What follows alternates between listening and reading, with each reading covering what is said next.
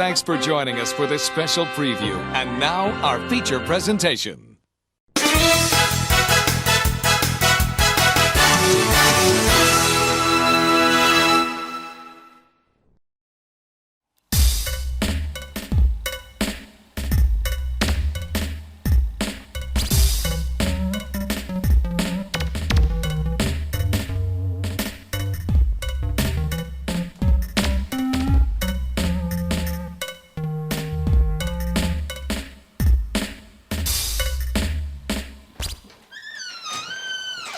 Greetings everyone, I am Thomas the Retro Nerd, reviewing the games good or bad.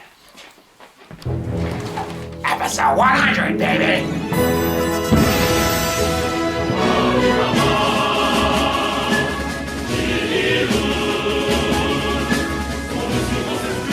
Took me a while, but I finally made it to this milestone. It all started back in 2012 when, after having an enjoyment of watching the Angry Video Game Nerd, decided to try this game reviewing thing that everyone loves. And I'm here with a brand new series. It's called The Good, The Bad, and The Classics. God, I was an awkward teenager. With my first 3 videos, I ad-libbed. No script at all.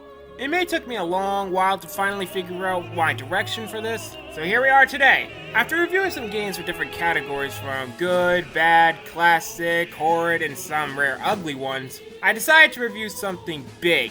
So what am I going to do for my 100th review? Well, I'm going to take a look at the video game that nearly killed the video game industry as a whole. Oh, please, you're not. I'm going to review E.T. No, I'm not going to deal with it. I'm not going to deal with this. I'm not going to deal with this.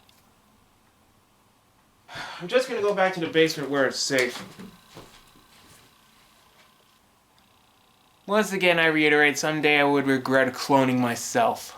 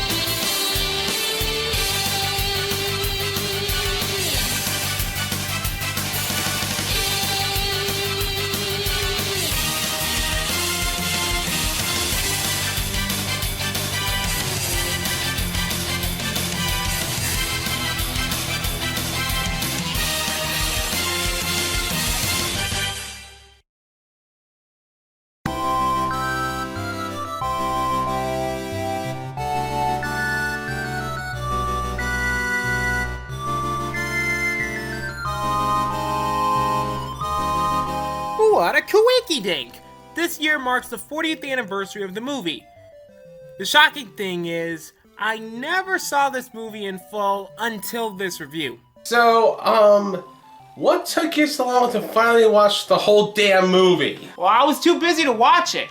Dude, the fact that you never saw it sooner in your childhood, like, something must be wrong with you. Bah, never mind, I got a review to do. Released in 1982, it's about a strange alien that was accidentally left stranded on Earth. To find a place to hide, this little alien found his way to the home of a 10-year-old Elliot Taylor, played by Henry Thomas. Elliot was surprised at first seeing the alien, but quickly made friends with it. The main plot of the movie is to get the alien, later called an E.T., short for extraterrestrial, to contact his mothership so he could get home safe while avoiding the FBI and scientists. While the FBI wanted to hunt E.T. down, the scientists wanted to dissect it to see what it could do. That cause of action nearly killed E.T. in one of the most depressing moments in the movie. There are other memorable moments in this movie, like the flying bike scene at night with the iconic shot, which also becomes a logo for Ablett Entertainment. Also, the ending chase scene is very exciting. Oh hey, here's an interesting fun fact. This movie also features a very young Drew Barrymore. God, she was cute. I can understand why this movie was loved by everyone. I highly recommend you give this movie a look. So with a successful movie, Atari decided to make a deal with Steven Spielberg to adapt the movie into a video game.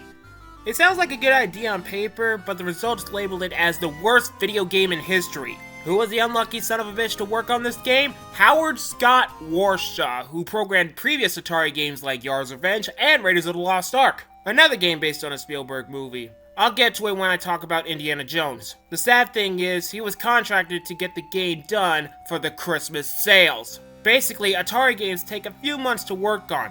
Warsaw was only given 5 weeks to design, program, code, and playtest the game. That must have given him a headache. In fact, Atari was so confident on the game selling well that they shipped 5 million copies. That's a big red flag since they mainly start off with 300,000 copies. If it sells well, they can make more. Obviously, when customers bought the game, they were confused and frustrated after playing it once. So they sold it back, leaving Atari with a load of leftovers. Atari had no choice but to take the games to a New Mexico landfill and bury the games. It was a rumor for decades, that is until in 2014 when it was revealed that the rumors were true. In fact, this game, along with Atari's Pac-Man, were the main reasons for the video game crash of 1983. So yeah, E.T. has one of the biggest video game stories ever told. I bought my copy back in 2013 just to build up my retro game collection. As you can see here on the front label, it kind of looks like it was buried and dug up from that landfill. But it begs a question. Was it as bad as everyone made it out to be back then? No. Well, let's take a deeper look. By booting up the game, we get to the title screen with an Atari rendition of the famous John Williams song. E.T. looks good for Atari standards, though that does look like a shit-eating grin. Right off the bat, you can tell that the game has a fascination with the color green. Even E.T. is green, where he's supposed to be brown, just like in the movie and on the label of the game. Then again, these days, he looks like this. Why were gamers back then outright confused with this game? Because they all think it's one of those generic Atari games that you can just put it into the console and play it. But no, that's not the case. It's one of those games where you have to, repeat, have to read the manual to understand the game. In other words, the customers back then were morons. No offense. Well, if you do understand the game by reading it, then it would have been better to handle. Okay, no more distractions. The main goal of this game is to collect 3 pieces of a telephone so E.T. can call the mothership and go home. To find the telephone pieces is to locate into any of these holes, which covers up the entire screen. By the way, to find one of these pieces is to use the question mark icon above. If you see it, press the action button so you can locate one of the pieces. It's really easy to fall into one of these holes. To get out of the hole, you have to hold the button which causes E.T. to extend his neck. Afterwards, you have to position him so he doesn't fall down again. On some screens, you will come across these small green dots. What is it? Reese's Pieces. These are the kind of candy E.T. eats in the movie. Along your quest, you'll be harassed by an FBI agent that will take a phone piece away, and the scientist that will drag you back to his lab. Don't even try. You can't fight him. Once he grabs you, you're taken no matter what. So they can pass over the holes, but you can't? That makes no sense at all. The biggest frustration in this game is to try to find all the telephone pieces without getting caught. While moving, you can hold the button to let E.T. run. Sometimes it causes some crazy shit like this. However, this method will cause you to fall into a random hole in the next screen. This sucks! This is ungodly annoying. However, if you see an arrow on the top of the screen, E.T. can transport to that area. Makes a quick escape, though it will also have you accidentally fall into a pit. Here we go again.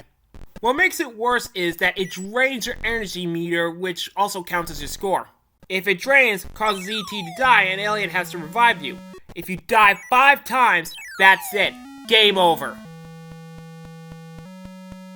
Yeah, this game would keep the title as the worst game in history.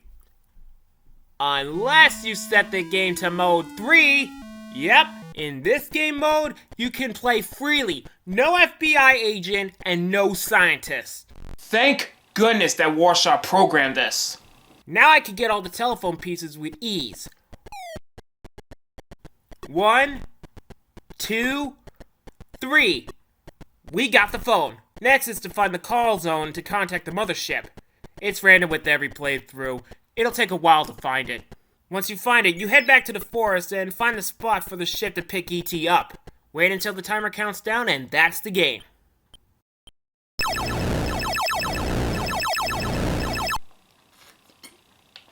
Well, that was E.T. on Atari, one of the most legendary bad games ever told. In my eyes, I see it as just another generic Atari game back in the 80s. It's perfectly fine if you want to add it to your collection. But if you're curious, go for it. Just be sure to set it to Game Mode 3 and if you wanted an easier time. Come on, dude. Let's celebrate, man. What's going on, Thomas?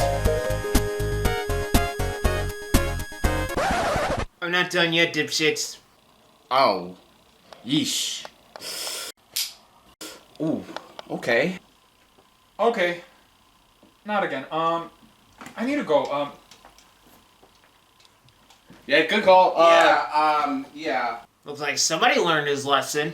Hey, dude, just join us when you're done, alright? Yeah, go on, shoo! I got a review to finish.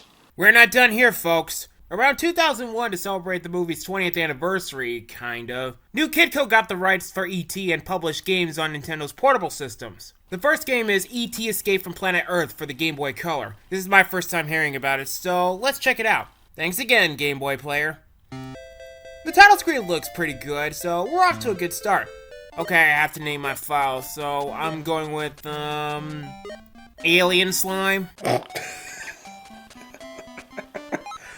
Alien slime. Okay, that sounds like the most accurate description of that game ever. Alien slime, Alien slime, drink it all the time. So far, the plot follows the movie, which is good.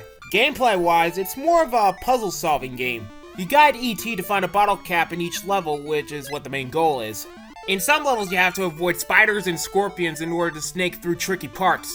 You do have a freeze ability, though you only get to use it one at a time. You have to be careful when using the freeze ability. In other levels, you have to guide both E.T. and Elliot in order to complete it. Also in these levels, instead of bottle caps, you collect something that looks like computer chips. The graphics look cute for Game Boy standards. It looks like they followed the details from the movie. The level designs are pretty interesting as well. One of them is mostly covered in ice. You have to find the right spots to stop E.T. and head for the exit. And also for Game Boy Color standards, I actually do like the music they have in this game.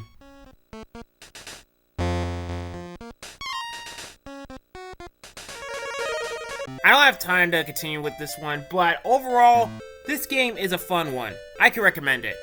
Next is E.T. and the Cosmic Garden. Heard of this one before. I was lucky to find a copy complete in the box. So we get to the bland title screen and, oh great, I have to come up with another file name. Mutant Poe? Yeah, it's supposed to be Mutant Poop, but I don't have enough room. So we land on this mysterious planet where... I have no idea. I'm thinking you're supposed to protect these plants from this alien slug creature or something. I have no clue. Also, at some points, he'll be leaving some poop. Yeah, this is one of those games where you literally play with... shit. Ew. But what I didn't realize is that you're supposed to do some crossbreeding to get different kinds of seeds or something. I didn't even know, and I was outright confused. Mainly because I'm not really good at these types of games. I would say it sucks right off the bat, but I might need some more practice with this one. At least it looks pretty good. Let's move on. The last game we have is E.T. the Extraterrestrial for the Game Boy Advance. I have a bad feeling with this one. The title screen looks pretty good, though I already noticed a red flag at the beginning. The two previous games have a save feature, mainly because you can see the battery backup in the clear cartridges, while this one has a password system. Like a kid will give a crap remembering the passwords I consider button pressing. The game mainly follows the moments from the movie, though this game is mainly a collectathon, and not a fun one like in Mario 64 or Banjo-Kazooie. The only attack E.T. has is running at everything like an idiot. Also, colliding with anything causes this annoying knockback. It sucks. In the first level, you have to find 15 flowers and return to the ship, though it flees in fear because of the next level, where E.T. has to run away from FBI agents. It's such a maze. I have no clue where I'm at, and these FBI agents are acting like they want to rape E.T. Get away, you shitheads! As the game progresses, my patience is wearing a bit thin. The next level has you collect P-blocks to find a phone. Really? All this time I have to wait for the computer to catch up because it's slow and dumb. Every time I enter the next room, the AI would either get stuck for no reason or just miss the entrance, which drives me nuts! Also, when E.T. runs, it drains your energy. There are some points where I found a P-block dangling around the house and I don't know how to get them. And some of them are hidden under objects. Ugh. I've been playing this level for over 20 minutes, and not only I got outright lost, I was completely confused. I just can't take this anymore. Sure, you could say that the Atari game is still bad, but after playing the GBA game, I would say this takes the cake. Well, that settles it. I think I found an E.T. game that is worse than the Atari version. Everyone keeps saying that the Atari version is bad, but no, the Game Boy Advance game, in my opinion, is worse. And for that, for the first time ever, I'm going to be using my sonic screwdriver and get rid of this game out of my life for good. Well, done with that. Well, after 100 reviews, I actually learned a lot when it comes to critiquing video games.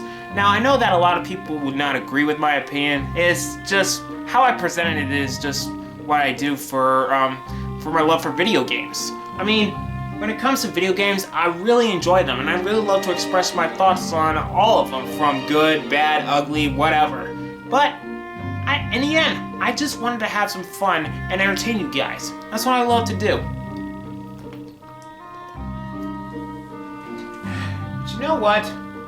You guys are not the only ones who I like to thank for all my achievements. I also want to thank my best friends for helping me out participating in these projects. Yeah, what's up, man? What's up? So, what are you guys playing? We're playing Cards Against Humanity, man. Why don't you join us? Yeah, that's good. That's a pretty good game. Can I get some cards? Hell yeah, man. If you like it so much, then why don't you marry it? Dang it, Stanley. Well, 100 reviews in the can, but I got a lot more planned in the future, so I'm just gonna move on to episode 101, which, I gotta admit, the holidays are around the corner, so might as well get started on this year's Christmas episode. But until then, I am Thomas the Retro Nerd. Thank you all for watching. See you guys in the next review.